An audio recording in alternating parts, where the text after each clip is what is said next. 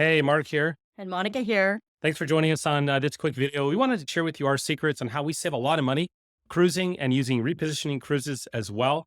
This is going to be our top 10 ways of saving hundreds, probably even thousands on every cruise that you take. We've been on a lot of cruises over the years. We've been able to work along the way throughout the entire time, all 45 cruises. These days, it's way easier because of Starlink internet. But geez, back in the early days, what was it like working on board? It was pretty grim, pulling our hair out and aggravation and doing things in port, actually in one of those little internet cafes. We used to, back in the early days, you would actually show up at the front desk at cruise and they would give you a big bin full of modems and equipment, and you'd have to go back to your room to hook all that up. And of course, the speed was abominable. It was quite bad. Those days are over. We've got high speed now. So what we want to do is talk to you how to save a lot of money on your next cruise, the best tips on how to do that. You can go ahead and use these tips and make your next booking. All right. So the very first tip that we have for you is to always book early. Remember, you can cancel up to full payment time. So if you booked, the cruise line will only ask for a deposit. We just booked a cruise today for next year, and the deposit was just $99 per person. So $198, and it was fully refundable. Now, that's not always the case. Be very careful because some deposits are no longer refundable. This has changed a lot. When we used to make deposits back in the day, they were always refundable up to final payment date.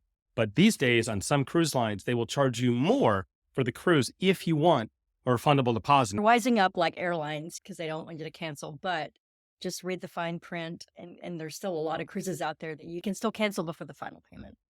Don't forget, you're going to get first dibs at the best cabins doing it this way.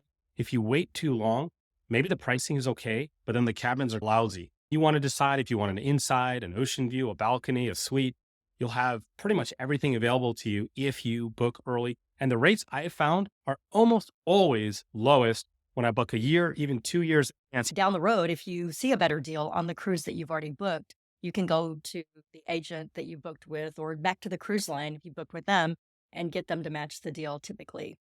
All right. So the next tip, book on board. Our plan, we're going to be on cruise ships for the next month. In fact, we're staying in this hotel right now here in Tokyo, about to board an Azamara 15-day cruise. And then we're going to fly all the way back to the United States, and we're going to fly to Florida, only to jump on another cruise, a transatlantic, to get ourselves to Europe, where we'll be spending the next several months. So really the month of April, we'll be spending the entire time on board, which means we'll have multiple opportunities if we want to book additional cruises. Why do I say booking on board is so important? Because the cruise line will give you typically multiple extra perks and benefits. If you're going to get dibs on your preferred cabin and itinerary, they're almost always going to give you cruise credits, meaning they're going to give you onboard credit that you can spend like money on the cruise ship. You'll be able to lock in today's rates, which is great. And then almost always they're going to give you extra perks. It might be Wi-Fi. It might be a beverage package. Almost always it's also a lower deposit. And the great thing is those offers and deals are combinable with anything else that you get from your cruise travel agent. So I'm going to show you why this is so valuable. So this is a cruise that we booked on board Azamara when we were sailing on a different cruise. We ended up getting $1,000 onboard credit, $150 shore excursion, free beverage package, which I'm not talking like coffee and sodas. We're talking the good stuff. Beer, wine, and cocktails. Coffee, waters, everything. So that's expensive. Typically, these can be $50, $60, $70, $80 per day per person included. In addition, we got internet as well. That was all because we booked on board, in addition to other savings that we got from our travel agent and from the cruise line. We did the same thing when we booked on board Virgin Voyages recently. In exchange for a $300 deposit, which went towards the price of the cruise, they gave us a $600 bar tab and a $600 onboard credit. So we put down a $300 deposit that we get back because it goes to pay for the cruise. In exchange, they gave us $1,200 in value just for booking on board. So start to think about this, combining booking early along with booking on board. You can see the savings can be significant.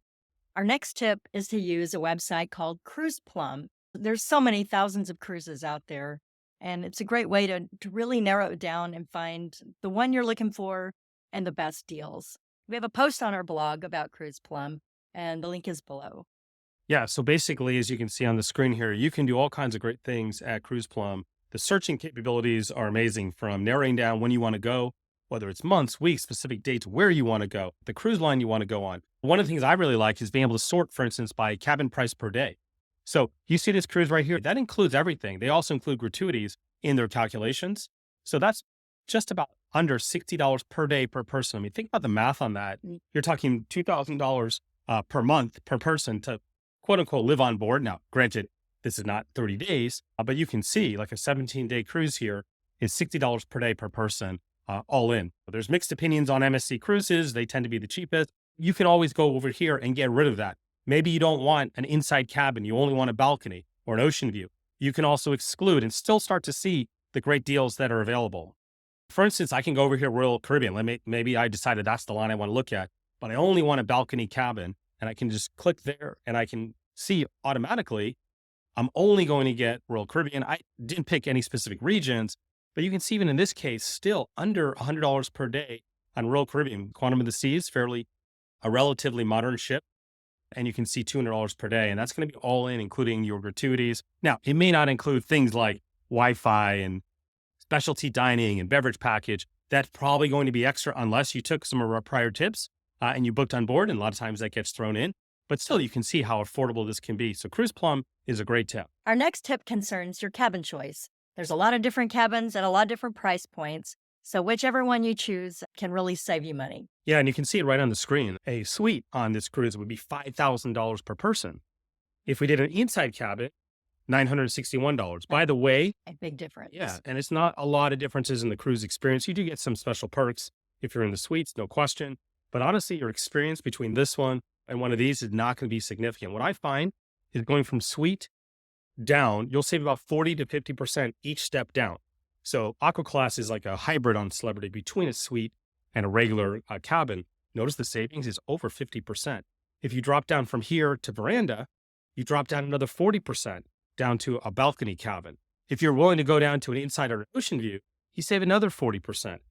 Everything you get on the cruise is identical between these two. It just comes down to the cabin. So if you're not going to spend a lot of time in the cabin, look, an inside might be a good choice. On the cruise we're about to get on, we originally booked it on an inside because Japan cruises are very expensive. And then what did we do? We watched our email and then eventually we got an offer to upgrade. Yeah, we put a bid in. We put a bid in and we upgraded and we got a balcony cabin instead. And the upgrade price was quite a bit less than if I would have booked it as a balcony up front. Now, look, there's no guarantees. You got to be happy with the cabin that you book because nobody says the cruise ship is going to have any space. But I would say about over half the time, 2/3 of the time, we at least get the opportunity to bid.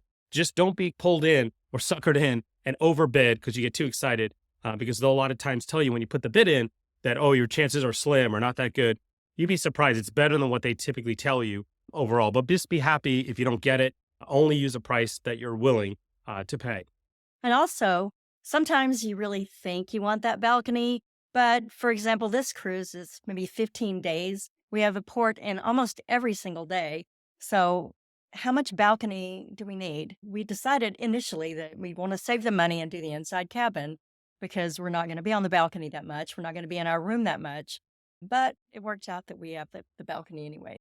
All right, the next tip is really pretty quick. If you book typically on the newest ships, they're always more expensive. I've seen them be twice as much on a lot of the cruise lines. So typically, as exciting as it is to want to go on a new cruise ship, you're going to pay a premium of 50 to 100% for sure. Even here, you can see, though it doesn't look like major differences. If you go up to some of the more expensive cabins, it will. Celebrity Apex, $961. This Eclipse, which is still a very nice ship, $811. So about 20, 25% difference. I've seen significant differences between how old the ship is. Now, just be aware, an older ship's not going to have all the cool bells and whistles. Know what you're getting into, but if you want to save a lot, go for ships that are not the brand new ships. Our next tip has to do with the loyalty programs. 1 or 2 different cruise lines even. You can really benefit from their loyalty program every time that you cruise with them. It will start to add up. Yeah, right now, this is Royal Caribbean. You can see, I think we're diamond level right now. So we get quite a few perks and benefits because we've cruised on them a number of times. It could be savings on your Wi-Fi. It could be free beverages, just a beverage package. You can see here, internet benefits, some onboard benefits, some discounts overall. You're not going to have it when you first start, but as you sail more and more on certain cruise lines, you'll get more and more benefit. And some of the cruise lines are really generous with those perks. Royal Caribbean is pretty good. It's a good program because when you get to diamond level, they give you 4 alcoholic beverages per day per person. And that saves you quite a bit. One of my favorite programs is the one from Virgin Voyages. I think we've been on 3 sailings now with Virgin. Every sailing, we get a $100 bar tab. We get unlimited premium Wi-Fi, which has been great. We get laundry service, so free laundry on board. A daily coffee credit, really nice coffees, $10 per day per cabin. Expedited boarding as well. So really great extra benefits. This is just by being loyal. And sometimes you can start to get these perks after just your second cruise. You'll start to benefit, even sometimes after your first cruise. You won't get it the first time you're on a sailing, but after that, they'll start to recognize you and start to give you additional perks. That adds up to more savings and certainly more fun when you're on board. All right, my next tip is just always look and see if the cruise line you're going to be on does any kind of status matching. It comes and goes. For instance, I have Virgin Voyages on here. They were status matching if you had a status at almost like any other hotel program, airline, cruise line, and they were willing to match that onto their program and give you the Deep Blue extras. So I did that before our very first sailing. I already had all of these benefits. Now it comes and goes. You just, what you need to do is go on Google and type in the cruise line and go status matching and see if your cruise line is currently offering that. If they are, and you happen to be platinum on a hotel program like Hilton or Marriott or something like that, or maybe you're gold on American Airlines, a lot of times you can get a cruise line to match that status. And what happens is then you get all the cool perks. So definitely worth checking out just to see. It's worth a few minutes checking on Google.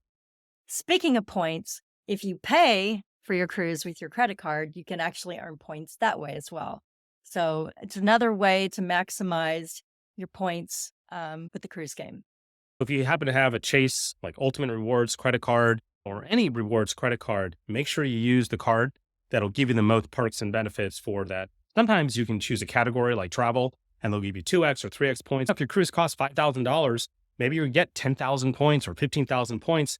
That almost gets you close to a free airline ticket. It all adds up. We've got two final tips for you because honestly, we've got a cruise to catch. So our last two tips, I say use a travel agent to make your booking. You can book direct with the cruise line.